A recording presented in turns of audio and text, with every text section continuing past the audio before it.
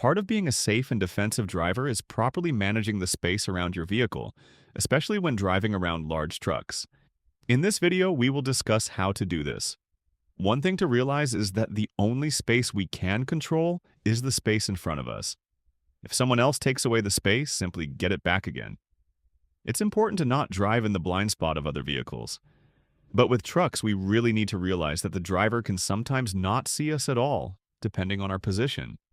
So it is safest to stay in a position behind a truck, or in front of it, but not beside it, and definitely not in its blind spot. This ensures the driver can see you, but also ensures that you have an escape route, some kind of space around your vehicle that you can move into if you need to. If I can't completely go past this truck, while keep a proper following distance between me and the vehicle in front of me, then I will stay behind the truck.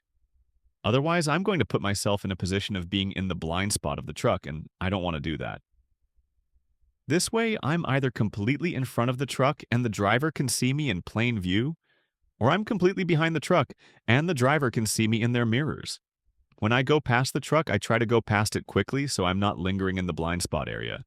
I don't mind going past this truck because I have a proper amount of space in front of me. Now I'm going to stay in a position behind this truck because I am anticipating the pink truck will lane change soon, as the right lane ends ahead. So I'm already assuming in my mind that it is in front of me. And now I'm still in a good position,